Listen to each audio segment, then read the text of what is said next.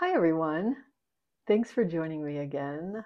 I'm so glad you're here.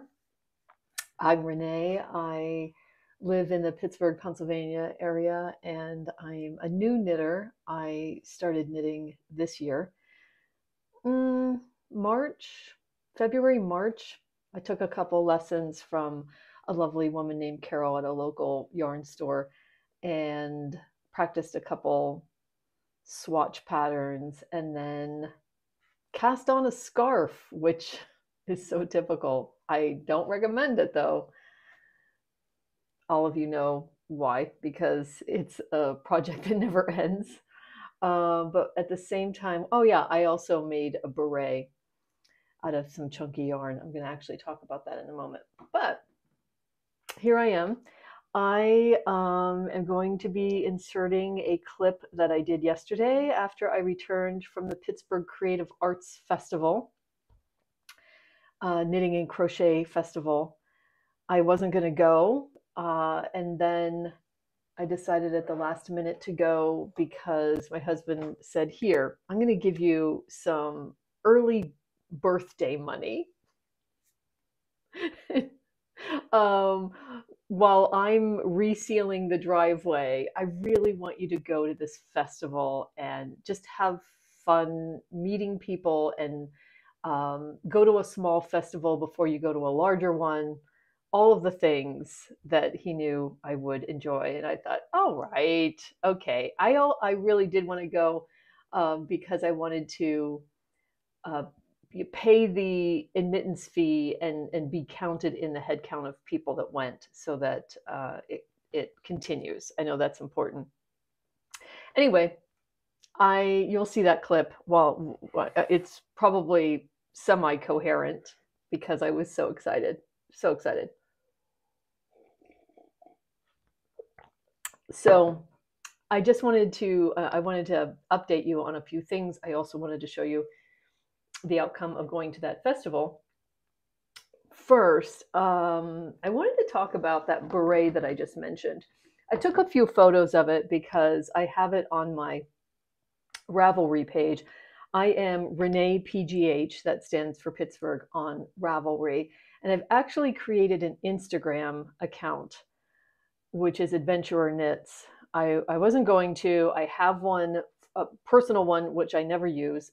And I have one for my BookTube channel called The Left-Handed Reader.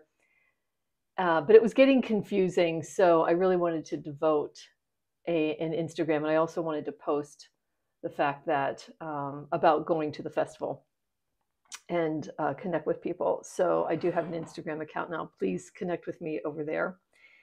I'll have it down below. And I took photos of a beret that I made Sarah, my daughter, early on. She loves berets. Um, I have two kids that are adults, and one of them lives in Pittsburgh. And I used this beautiful yarn, and I have the tag downstairs, so I'll link it down below. I got this at a local yarn shop. I went in with a pattern and was able to make the beret in one skein. I actually have a little ball of this left, but I unraveled it because it had too much of a tighter knit base.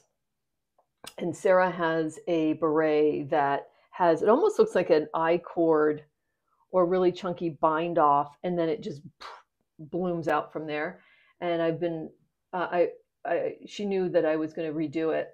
And so now I have photos to insert to the project.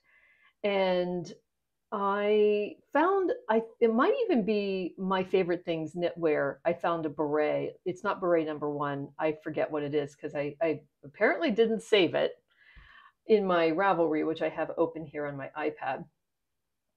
But it is one of those versions that looks like it just goes right into the poofiness. So I'm going to try that one with this. So that will happen at some point before wintertime. It's a very quick project. I really loved the act of making the beret. Because I have it sitting here, I wanted to show you. It's actually not on needles anymore. So I have to be very careful because I don't even have it on waste yarn.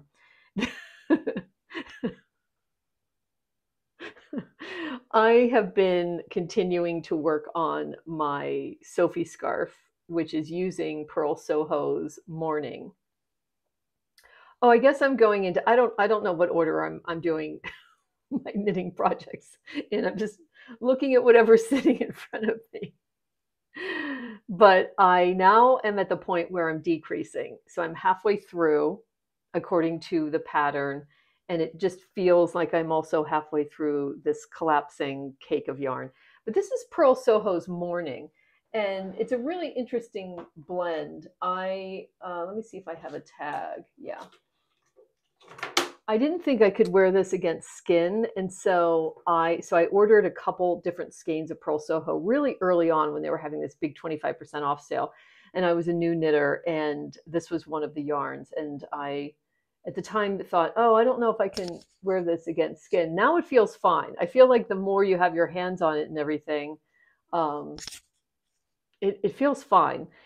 Because it's made up of 75% cotton and 25% yak. So I feel like, I don't know, I feel like it's yummy. I mean, they talk about making baby items out of this. So if they ever have a big sale again, I feel like, so I was going to save this because I thought, oh, when they have a big sale. But at the same time, I actually wanted to try out making this. And I love the stretchiness, even though when you're knitting it, it doesn't feel stretchy.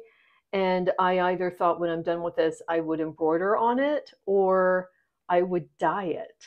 So I'm not sure. I'm not sure what I'm going to do. I love the detailing. I mean, this has me really wanting to do a petite knit pattern, which I know is in my future. I mean, just look how gorgeous that is. And it takes nothing. It's like slipping 3 stitches at the end of every row. Like it's ingenious. And I will be making one out of some beautiful magpie yarn that I have when I go on my next trip. So I guess I just wanted to wanted to test this out and practice. So I don't know. I don't know if I'm going to end up like unraveling and saving this to make a sweater. I would love to make a cotton sweater out of this. I'm not sure. But anyway, it's been fun to keep on going and practicing. But that was just a filler thing. That's a filler project. And yeah, I don't have any finished items. I guess that's why I'm just talking about the stuff around me. And let's see what else. Okay, I have this in front of me. So the ongoing, this is not a good hanger to have this on because it's, I don't know, the neckline sags a little bit on this hanger. But this is my flax sweater worsted that I've been working on for quite a while. I am now working on the second sleeve.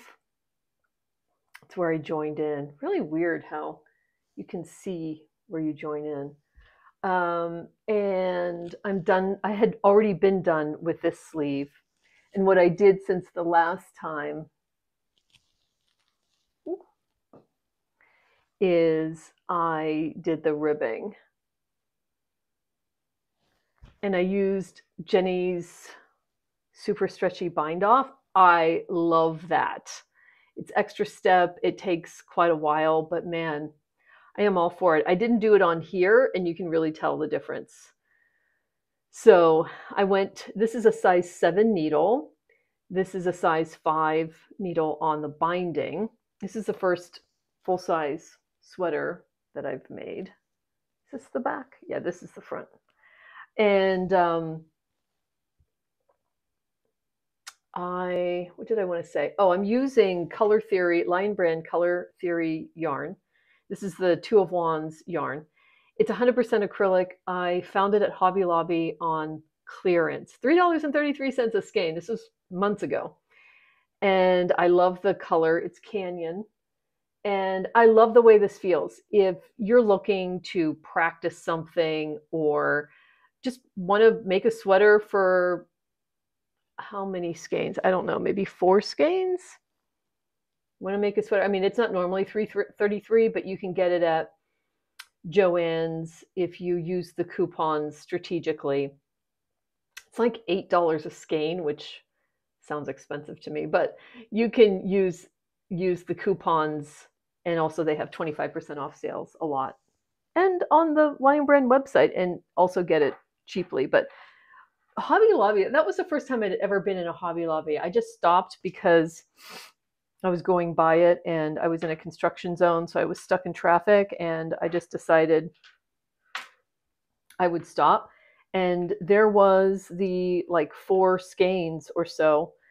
I'm losing track of how many skeins I've used, but I think I might have tracked that on Ravelry. Thank goodness, to be helpful. And I love this. This is going to be like my throw-on sweater. I love it. I would use this yarn again if I wanted to practice something. I feel like it gives good stitch definition. It's stretchy. It doesn't feel plasticky or anything like that to me. So I highly recommend it.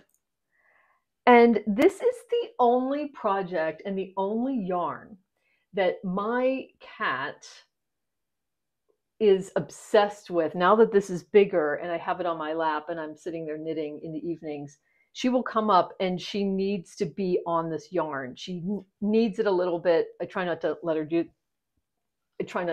that. But to the point where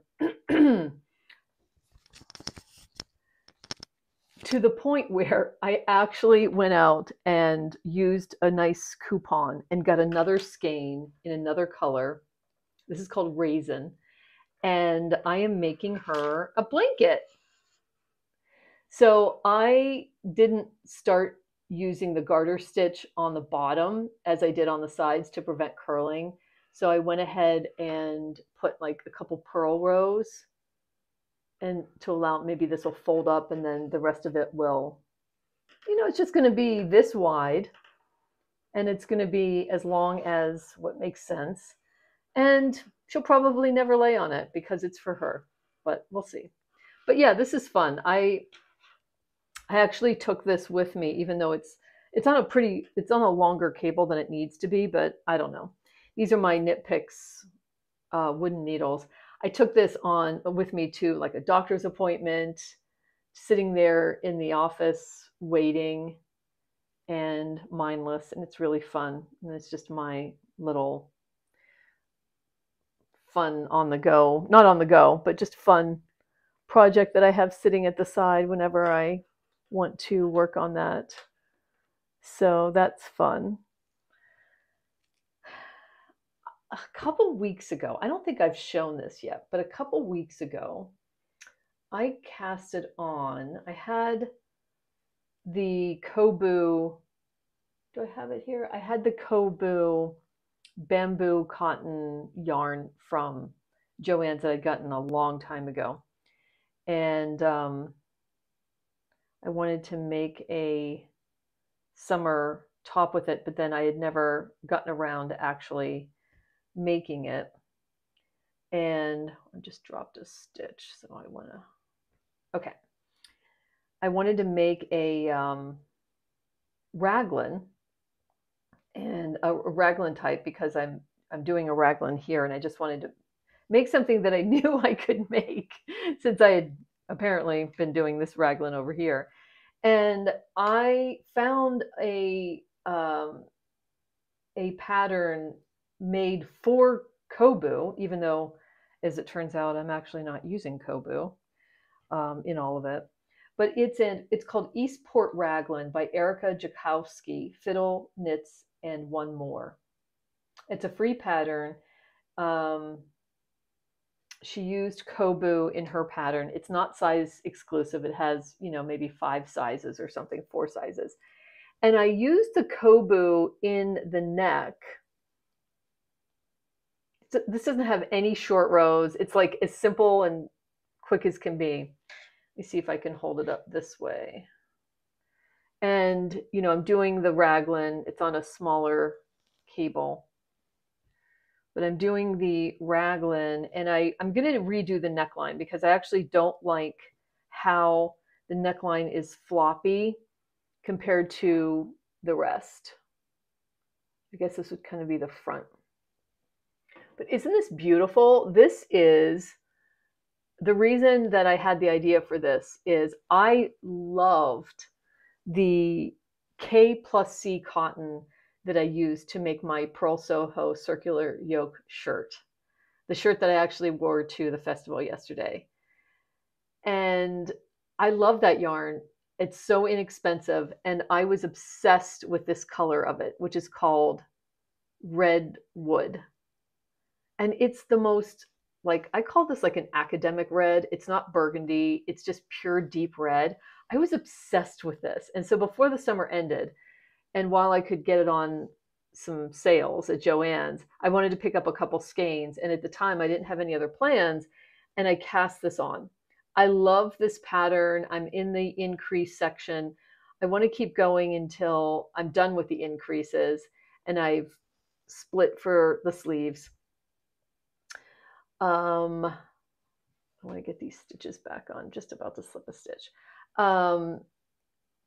But you'll see in the video from the festival, I now have a project that I want to start.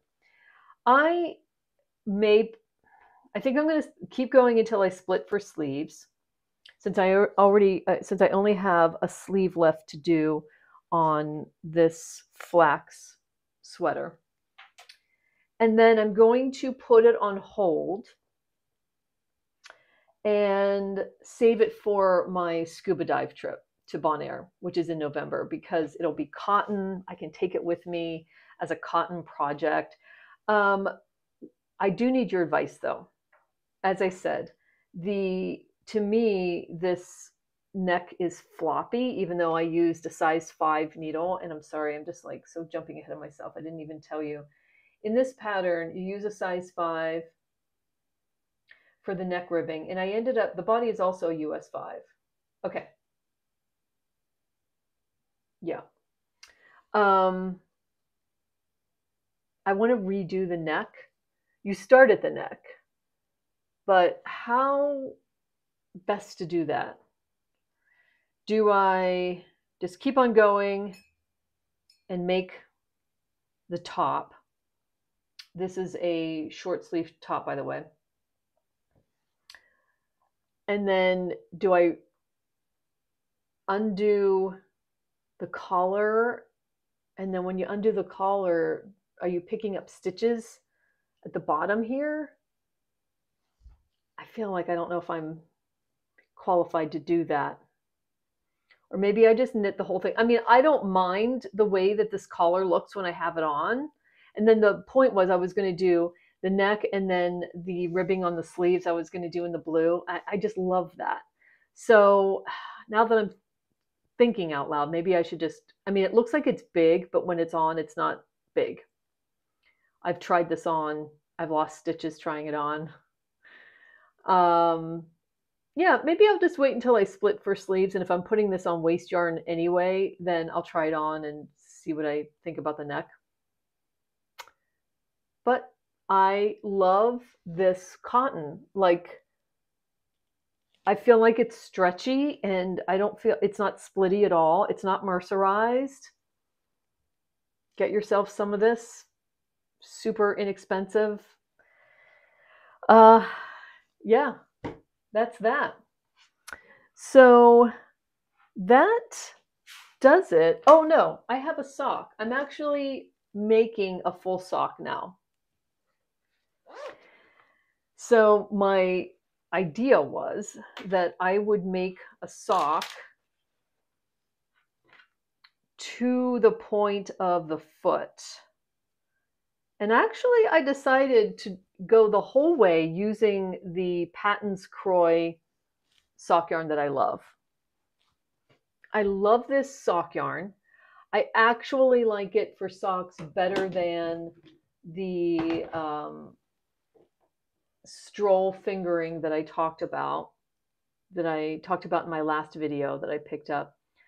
I think I'm going to like this stroll fingering for other things, like maybe held double. I don't know. Let me know if you use stroll, what you use it for. Maybe I should just give it another try when I was trying to do the ribbing, it just wasn't going right. Maybe in the body of a sock it works better. But here I am. I've done the heel turn thing. It's not perfect. It's a little off. I don't know why. This side is different than this side, but I'm going with it. Keeping going. This is self-striping. It's the Mexicali colorway. I'm not managing colors in terms of like when I start the second sock. I mean, I'm hoping it would be really cool if I was near the same spot, but I have a second skein of this. And my idea was that I would finish heels. I would make 2 of these. I would finish heels. I would knit with whatever yarn I'm going to use for the foot, which is like 7.5 inches from the start, I guess. And I would do that for the trip that I'm taking in Colorado. This would be a really fun thing to do. I guess I would have to put it on one of them on waste yarn, which would be like embroidery thread for me to get through those stitches. But I love the self-striping. I love the sponginess. Oh, I just love the Patons Kroy sock yarn. I get it at Joann's. It's so inexpensive and it's so quality. The brand Patons is such quality. So yeah, that's my idea. I'm going to keep on going. I don't know what I'm going to use for the body. I might keep on using this. I might use something else. We'll see. If I use something else, it will be, maybe it will be again this Knit Picks Hawthorn, which is confetti speckle that I love so much. We'll see. So that's that. I'm back to doing the good old fashioned heel flapping gusset because I had done that first. And then I just wanted to go back to it now that I've done a couple different sock heels and just test myself. In some places I use 2 9-inch circulars for the heel. Depends on, oh, there goes some yarn. Oh, I hope Suki doesn't come in here. And then lastly, before I show the clip, because I don't talk about this in the clip, I wanted to say that I, of course, got to feel so much yarn at the yarn show. It was so much fun to feel all that yarn. You know what I'm talking about if you've ever been to either a large yarn store or a festival. And one of the things that I'll put up a photo, but one of the things I got to feel that I hadn't really felt before is mohair and alpaca in skeins of yarn. So the photo that I'll put up now is, I think this was in one of the Adventure Yarn Truck. And they were carrying this brand called Lavender Loon. And I haven't looked it up. I don't know what it is. And I got to feel this squishy yarn. And it's 38% baby alpaca, 25% merino, 37% Pima cotton. I thought that was such an interesting combination. This colorway is called Shy Away. Cotton in there. It was so, like, I put it up against my neck because that's really, my chest and my neck, just like everyone else, I suppose, are the most sensitive. So that was really cool. And then the other one I felt was Les Garçons, the Montreal and Bath, UK shop. They have their fluff. They call it present fluff. And this was actually a sport weight that I was feeling. And it's 55% baby alpaca, some wool, some mulberry silk, a tiny bit of yak. How interesting. And both of those were like dreamy. I don't think I'm ever going to use alpaca fluff yarn in anything. I've never bought a sweater. I'm not drawn to sweaters that feel like that. But I just wanted to see whether I was sensitive. And I think there would be some that I'm sensitive to and some that I'm not. But it was just fun to feel what everybody, not everyone, but what so many people are just crazy about. And I get it. I absolutely get it. Oh, I wanted to say, so behind me, you can see, let me see if I can move. You can see a bin. You can see a bin there of yarn. And it's this size. And I get them from Lowe's. The reason I got this at Lowe's, I had looked for bins, but I wanted bins that were completely clear with no colored handles or anything. I don't know. I'm crazy. And it was the size to fit in that shelf because there's a second shelf of this piece of furniture. And I thought that I would eventually have another bin in the lower shelf. So I went out and got this yesterday after the festival. And I'm going to add that yarn to this bin. And my goal is that I just would never have more yarn than the bin, because then I would go crazy in my head. That's like too much yarn. So I said it here. That's my goal. I don't want to have more yarn than those two bins. I'm about to take a big skein of yarn out of that one because it's the Magpie Fibers DK sock. What's it called? It's a fancy sock yarn because it has cashmere, a tiny bit of cashmere, swanky sock in the Highline colorway. And that's what I'm taking with me on my trip to Colorado to make a Sophie scarf or shawl, however long it is. I need your advice. I haven't caked it up yet. And I'm wondering if I'm taking it with me and I want to know what the halfway point is. I could make 2 balls. I don't want to cut my yarn though. Or I was thinking of just tying very loosely. How would I do this? I was thinking of, while I'm winding it up on my ball winder, when I feel like maybe I'm at the halfway point, I would weigh it before I wound it up just to make sure, because maybe it's off by a little bit of 100 grams. And then when I felt like maybe I was at the halfway point or just before the halfway point, I would weigh it. And then when I'm there, I would put a tiny bit of yarn tie on it, not large, just loose, and just keep on winding it so that when I'm gone, if I reach the halfway point, I know that's the halfway point. That was my idea. I don't even think I'm going to get to I don't know why I think I'm going to get to the halfway point. We're going on a very busy Colorado, our typical Colorado trip in the mountains. We're going to be staying by Pikes Peak. We're going to be doing some hiking and some climbing, and I'm tired. So I doubt whether I'm going to do a lot of knitting, but I know I'll do some knitting. So that was my idea, rather than cut the yarn. All right. I said so I'm going to send you over to the clip from the festival or after the festival. There are acquisitions in that clip. So I will put a timestamp where I'm signing off and saying goodbye and maybe some last minute things. I think I start talking about Rhinebeck and whether I'm going to go or not in that clip. Please let me know if you're going to Rhinebeck. I'm still up in the air whether I'm going to go or not. And that's that, I think. So please enjoy the clip or the end piece. Again, I'll put a timestamp so that you can go right to the end if you don't care to look or watch acquisitions. I totally get it. And let's continue the conversation in the comments. It's been lovely, lovely. I'm learning so much from all of you and just making a lot of friends. So I really appreciate it.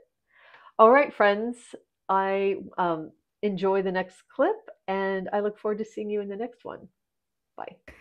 Hi, everyone. I'm going to insert this clip fresh back from the Pittsburgh Knitting and Crochet Festival into my video, but I thought while it's still the same day and while I still have a lot of excitement and energy from being at my first fiber festival, I'll call it, local festival, I would share with you what I saw and what I picked up.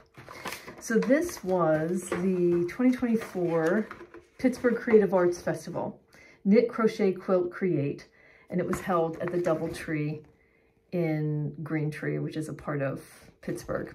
And it had a lot of really great sponsors, which I really appreciate for these local festivals, including Barocco Yarn, Clover, Eukalon, and more. So that's really cool. I'm really glad that those types of sponsors sponsored this event. I think it's a Friday, Saturday, and Sunday. Today's Saturday. I went on Saturday. This was like the perfect size. It was overwhelming. It was a ballroom full of yarn vendors, and then there was another ballroom full of different other types of vendors. It was the perfect stepping off point for me before I go to, if I go to a larger vendor. So I'm really glad that I went. I really encourage you to go to local vendors if you haven't been to one. Okay, so I'm going to show a few photos that I remembered to take of some of the exhibitors. These are just a few photos of some of the exhibitors. I think the first one you're going to see is Behind the Pines. They had so many different types of yarn and different weights, beautiful color schemes. Some had a little bit of cashmere. So pretty. That was the first vendor that I saw. And then Youghiogheny Yarns was one that I really wanted to see, and I did end up seeing their yarns. I might have a picture here that I'll insert now. One of the really cool exhibitors was, let me see if I can pull it up here on my iPad. And also I really appreciated vendors that they'd have their different yarns grouped into different weights, and then they may have a sample of something right there that you could see knitted up in that yarn, and you could feel it, not just feel the yarn, but feel the yarn in the object, and that was so cool. Oh yeah, so who is this? Who did this? I can't read the vendor. I think it's Stunning String Studio. Yeah. They had sample beanies, just really simple beanies, but they were really plush with their worsted yarn. And they had done color work of each state, and they had them lined up. I'll insert a photo here, and I think I might have a photo of Pittsburgh in particular, but they had all the states, and they had kits. You could buy a kit to make a state, and what a great gift for someone. So that was Stunning String Studio. What a great gift if you wanted to knit a beanie for someone in a different state, or even in your same state, I guess, but just in particular to a state that would mean something to them, you can do that. Oh my gosh, not only were they really beautiful, but they also felt really good. So that was really fun. And I didn't bring in my water bottle, so I was really happy that they had water and cups there out in the hall. I took some breaks. They gave you a grand prize ticket, and then when you went into the community room where they were doing a number of things, you could put your ticket into one of 3 bags to win some huge grand prizes, and one of them is like an entire basket of all kinds of different yarns from different vendors. One of the cool things they had there was a nonprofit called, sorry, let me get this right. Find it here, called SAC, Supporting a Community with Kindness. Stop in the community room and knit or crochet a soap sack. All soap sacks will be donated to a local organization. So these are soap sacks that you make with cotton, and you put a bar of soap is put in there, and each person at a shelter, for instance, a women's shelter, would get their own sack of soap so they could use it in a shower with the cotton. I didn't bring my size 7 needles, so I did pick up the pattern, and I have cotton yarn that I'm not using, and so I would love to make some sacks and drop them off. And so I intend to do that. That was a really cool thing. And there were people sitting there crocheting and knitting. And they also had a couple sessions during the day where you could learn to knit or crochet. And if my mind hadn't been already just, ugh, I think I would have really liked to learn how to simple crochet. That would have been fun, but I didn't know about it. I wasn't prepared. It was getting to lunchtime. I was getting a little hungry, so I just kept on going. So I took that break. Then I was told that there were 2 trucks outside. They're like campers, and they're converted into yarn shops. And one I will,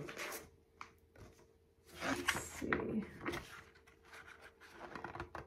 One was called Yarn Adventure LLC, Katie Turberville, yarnadventure.com, and then another one was Yarn Birds. Birds is spelled with a Y, LLC, Robin Sims Ritchie, yarnbirds.com. They're from Columbus, Ohio. That's where I spent the most time of the 2 vans. The other van is also gorgeous, and it had a variety of different brands of yarn. Yarn Birds, I didn't know what to expect. I walked into this really kitted out, beautifully designed inside. It looks like you're stepping into a small yarn shop. And I immediately saw Magpie Fibers was one of the yarns they were carrying. Then I saw La Bien-Aimée yarn and Les Garçons, 2 yarns and yarn stores that I just saw in a YouTuber's video that I watched yesterday, and I'm completely blanking on the name of the YouTuber who I love so much, so I will put it here. She went to Montreal. She visited these 2 shops. No, she didn't. She did not visit La Bien-Aimée. She visited La Biscotte. But I have heard so much about La Bien-Aimée that I was just, it blew my mind to see it there. They also had Woolfolk. They had Moondrake, which I hear Chelsea from the Sunday Knitting Society talking about a lot because they're located in Oklahoma City. And if I can think of any others, I will list them here. I got to touch all of those yarns. I spent a lot of time in there. Oh, they also had Donegal brand yarns outside in baskets, and I loved touching them. I really wanted to test myself in choosing a couple or 2 or 3 skeins of yarn, depending on the yardage, to make a vest, a wool vest. And I really wanted to challenge myself to try to find a wool that was not superwash, that I could possibly tolerate, depending on the type, probably merino wool. And I found it in Yarn Birds. I found Origin yarn, which is made by Walcott. Let me see if I'm pronouncing that right. Walcott, W-A-L-C-O-T yarns. And I think they're actually in Oregon, but the wool is from, if I'm not mistaken, Peru. It's Argentinian merino and fine Highland wool. So it's 50%, 50%. Here is 210 yards, and it's a worsted weight. And it is this absolutely gorgeous, yeah, there it is. It's a gorgeous bright fuchsia, and it's called Petunia. And I wanted to get skeins that I could afford to get 3 of them inside the budget that I had for the show. And with Origin, I could do it. So hopefully I have enough to make a vest. I will certainly find a vest that I can make with 630 yards. Let's hope. So that's what I had estimated when I looked up some patterns before I went. And I just kept going back to La Bien-Aimée. And I thought, I'm right here. I don't have to pay for shipping. Go ahead and get it. I have seen this color combination before somewhere, and I fell in love with it for a hat. This is the squishiest yarn. It says hand dyed in Paris. Oh my God. A lot of it here is in French, so I don't know what it says. It's a merino DK. It's 252 yards. It's 100% superwash, so that was fine. I had already done the thing and bought the non-superwash. And this colorway is called Sanho. And this yarn is probably as expensive, I would say, as, it's 115 grams as Magpie. but it, yeah, Merino DK. And, but it was 15% off today in the truck. I met the owner of Yarn Birds, whose name apparently is, which I'm going to connect with on Instagram.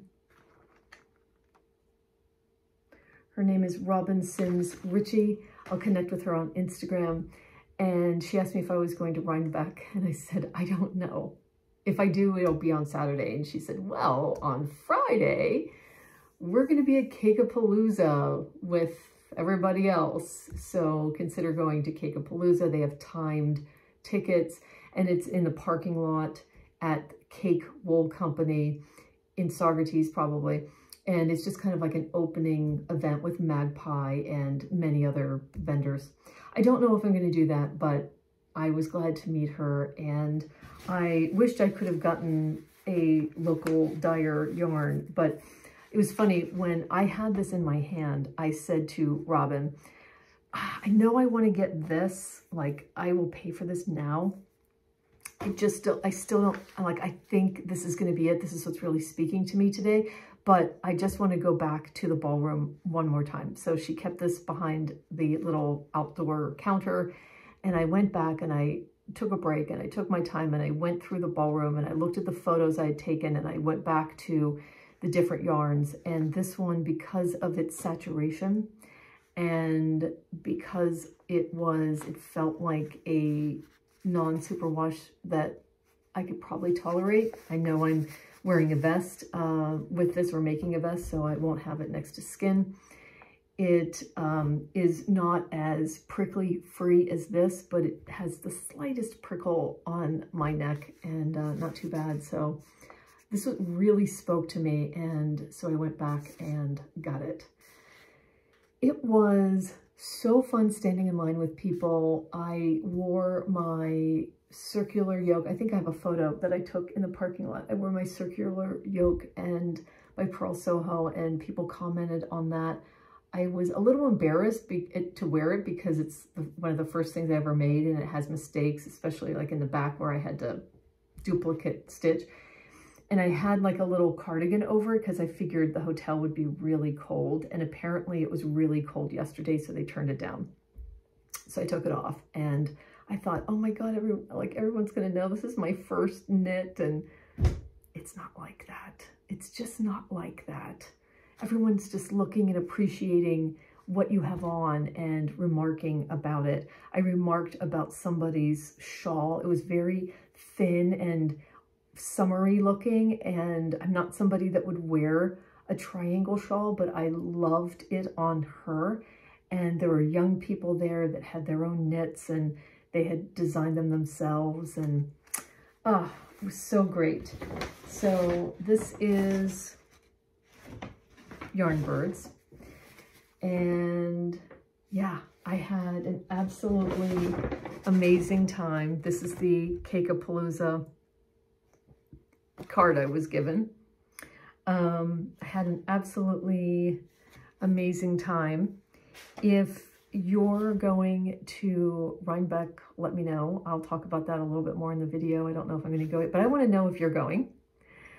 I'll end it here. Thanks for joining me for another video. I'm starting to put together some fall knitting plans, which is crazy for me to say because I don't plan anything in terms of like reading, which I talk about on my other channel. So for me to say like I'm planning, I have vague plans, and I am going on a trip pretty soon. So for a week in Colorado. So I'm planning on what I'm taking with me. So I'll be back soon to talk about that.